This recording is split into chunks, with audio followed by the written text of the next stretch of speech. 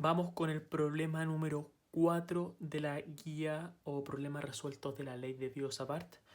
Este problema lo quiero resolver también en video porque es un poco diferente a los otros, porque ahora tenemos una sección circular. Entonces, yo sé que ustedes ya son capaces de calcular cierta parte de este problema sin problema. Entonces, ¿qué tenemos que tener claro para este problema? Bueno, tenemos que saber que se puede utilizar el principio de superposición, que al final el campo va a ser igual a la suma de los tramos, que más que debido a esto nosotros podemos separar nuestra geometría en tramos. Por lo tanto, yo puedo llamar, acá tenemos el cable que conduce una corriente I, acá es completamente recto y acá entra a un semicírculo y después completamente recto de nuevo. Entonces acá tenemos tres tramos, tenemos el tramo 1, tramo 2 y tramo 3.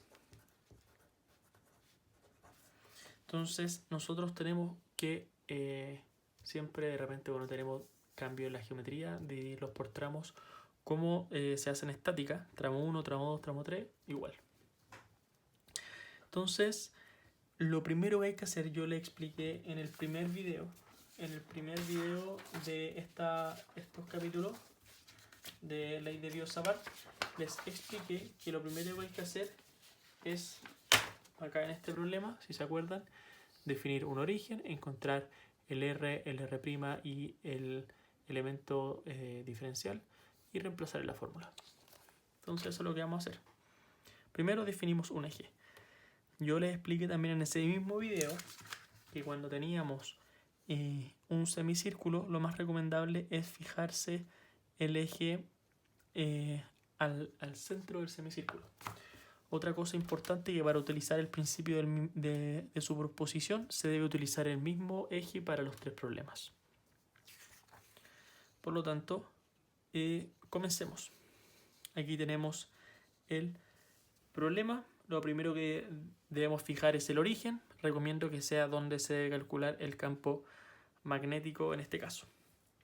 Entonces, nosotros tenemos aquí el alambre que conduce una corriente I y nos piden calcular el campo magnético al centro de este semicírculo, aquí. Por lo tanto, en este caso va a coincidir el eje con el lugar donde se quiere calcular el campo. Bueno, ¿qué es lo que vamos a hacer? Vamos a calcular el campo 1 o del tramo 1, luego el del tramo 2 y luego el del tramo 3, pero si utiliza la regla de la mano derecha no se van a dar cuenta de no va a ser necesario calcular el tramo 3.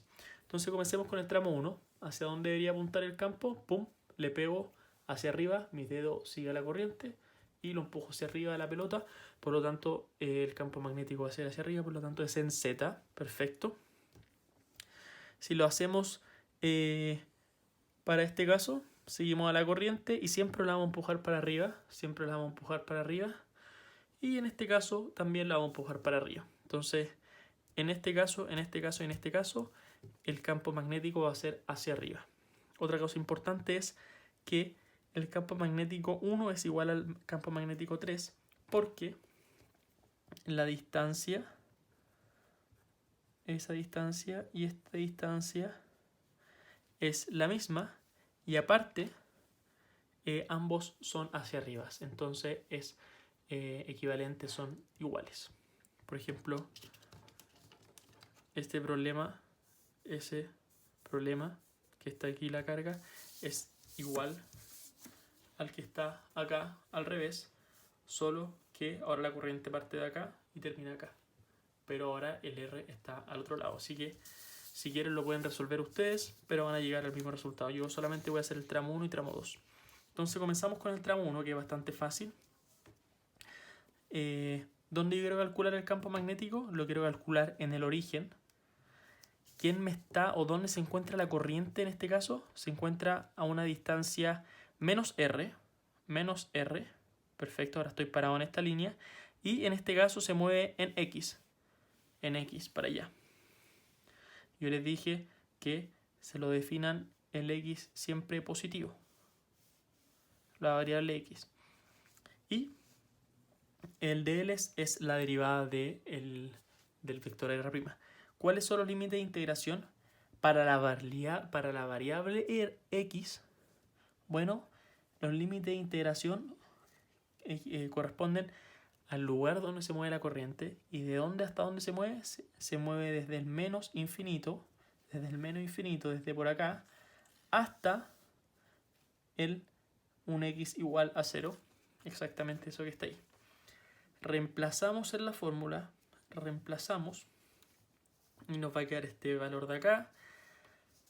Aquí coloco que el producto cruz entre I y tongo es igual a 0, y el producto cruz entre I y J tongo es igual a K. También usamos también ese cambio de variable y reemplazamos. No quiero perder mucho tiempo en esto, ustedes ya saben hacerlo.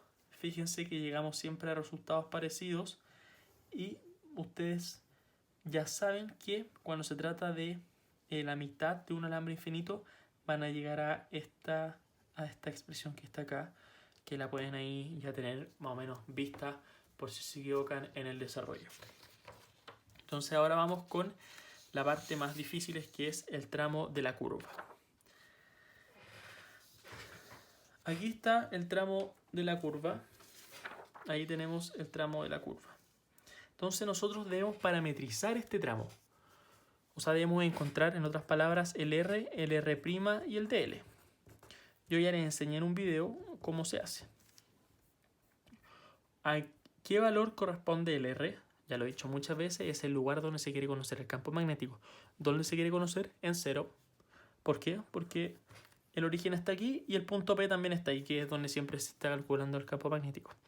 El R' corresponde al lugar donde se encuentra la corriente.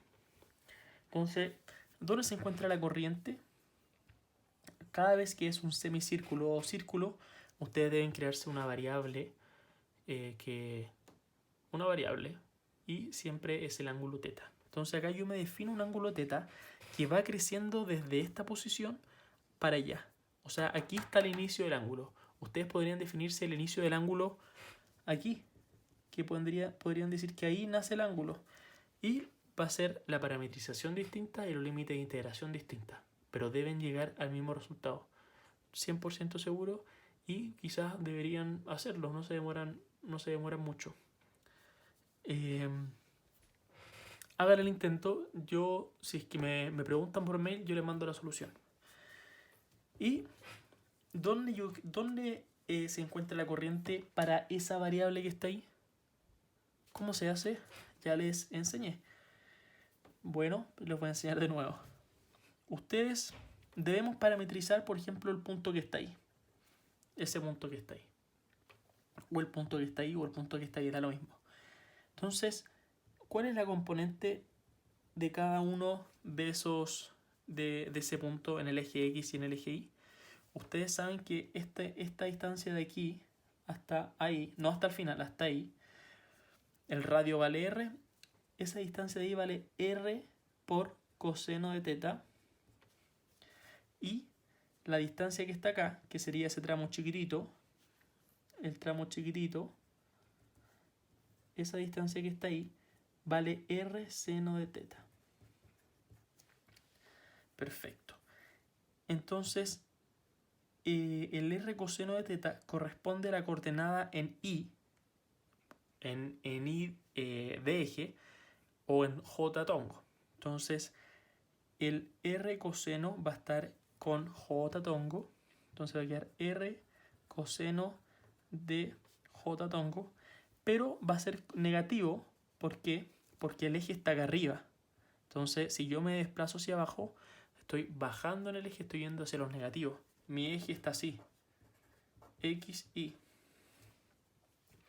Entonces, lo tengo negativo. Y después voy a tener R seno de teta según I positivo. Perfecto. Ahí está. Y para encontrar el DL, nosotros les enseñó el truco, se deriva respecto a la variable. ¿Cuál es la variable? Lo que se mueve el ángulo. Entonces, la derivada del coseno es menos seno, por lo tanto acá me queda r seno de teta, según j tongo, por d teta, por la regla de la cadena, más r coseno de teta por i tongo por d teta. Y este va a ser el DL, exactamente como está ahí, pero aquí está, factorizado. ¿Y cuáles son los límites de integración? ¿Cuáles son los límites de integración? Bueno, ¿dónde nace el ángulo? ¿Dónde nace? Parte acá. Entonces, este es el ángulo 0. Aquí, de donde nace, es el 0. No es pi medio, que está menos pi medio. Donde nace, es el 0. Por lo tanto, recuérdense eso. Donde ustedes dicen que nace, es el 0. No es que esté acá, no es que estemos acá en menos pi medio, no. Donde nace, es el 0. Por lo tanto, acá va desde 0 hasta pi. Desde 0 hasta pi. Entonces, bueno, aquí les pongo nota, derivada de r, les explico un poco, y llegamos y chantamos estos valores en la fórmula. Vamos a llegar a esa expresión y con un poco de álgebra, ustedes deben darse cuenta que, por ejemplo, SI tongo por SI tongo se va a 0. Ahora, este I tongo con SJ tongo es K tongo. Por lo tanto, va a quedar R por R cuadrado, coseno por coseno, coseno cuadrado por K tongo. Ahora, este término hay que multiplicar S con S, S con S, y S con S, y S con S. Acá este con este va a ser menos K tongo, pero con ese menos va a quedar más. Y este por este es 0, ¿por qué? Porque ambos son J tongo. Por lo tanto nos va a quedar acá R cuadrado, seno cuadrado. Y si se acuerdan de la identidad trigonométrica que seno cuadrado más coseno cuadrado es igual a 1, factorizando me queda solamente un R cuadrado y ese R cuadrado se va con el R cubo que quedó abajo. Este R cubo también sale de la misma lógica anterior, que es este término al cuadrado más este término al cuadrado, y utilizamos esta propiedad y nos va a quedar un R cubo. Por lo tanto acá sacamos el R para afuera y integramos. Listo, nos queda eso. Acá me faltó colocarle un 4pi, ¿no? 4pi R.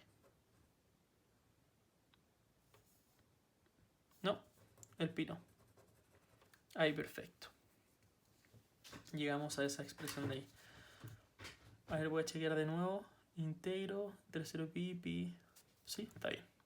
¿En qué dirección? En K tongo. Entonces también lo mismo, el tramo 1 es igual al tramo 3. Y finalmente acá sumamos los campos magnéticos, que sería este campo que está acá,